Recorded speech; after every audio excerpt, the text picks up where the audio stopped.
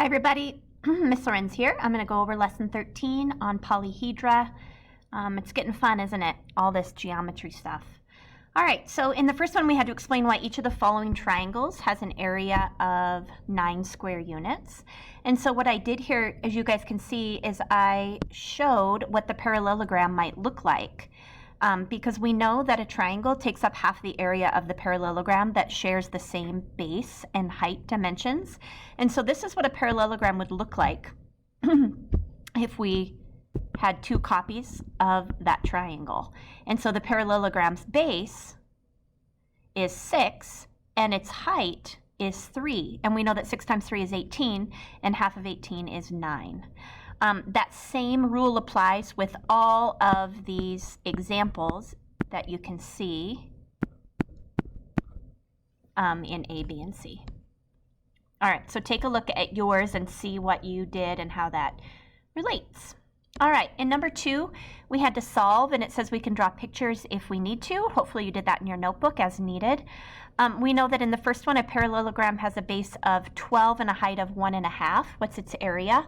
So we always start with what we know. So if you're not in the habit of writing down what you know in terms of the formula for the area of a parallelogram or a triangle, please get in the habit of doing that. And so here I have that the area of a parallelogram is found by taking base times height. The base is 12 and the height is 1.5.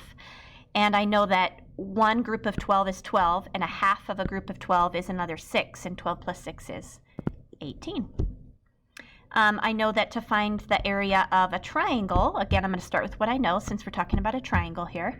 It's found by taking half of the base times height. And so if the base is 16 and the height is an eighth, I have to find the area by first multiplying an eighth times 16. Or this is how I'm doing it. You actually don't have to do this part first. You could do a half times the base first and then times the height. I'm multiplying the 16 times the eighth because I'm going to find an eighth of 16 is 2 and then half of 2 is 1. But multiplication is commutative. So you guys, that means that you can multiply these in any order.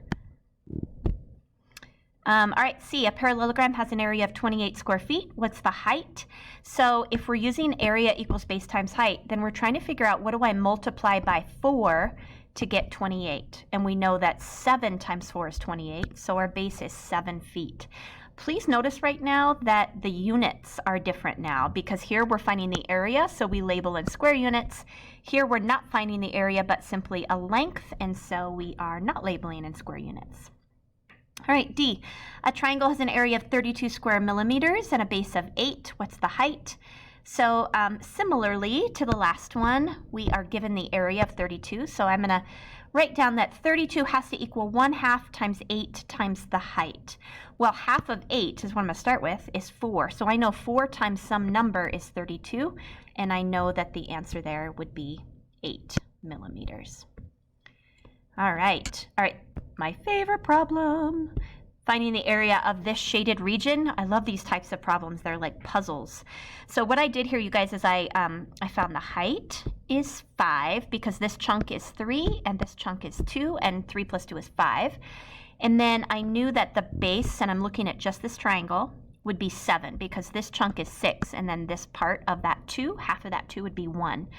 And so the entire triangle right here is a 5 by 7, but that would include this section that I'm coloring in right now. So half of the 35 is 17.5, but now I need to, let's get rid of all of that. Now I need to subtract this part, right? Because I'm only finding the area of the shaded region.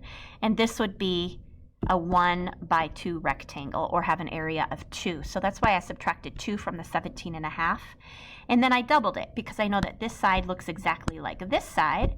And so doubled 15.5 and I got 31 square centimeters. All right, number 14, we just had to select all the polyhedra. We just have to remind ourselves that polyhedron all have straight edges. And so these guys are out. You are out because they have curved edges. And the last one, is this a polyhedron, a prism, a pyramid, or neither? Well, it's a polyhedron because look at those lovely straight edges and faces, so it is a polyhedron.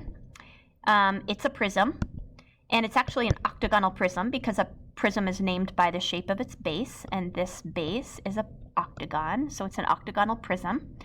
How many vertices does it have? Well, it has 16 vertices because it has 8 here and 8 over here.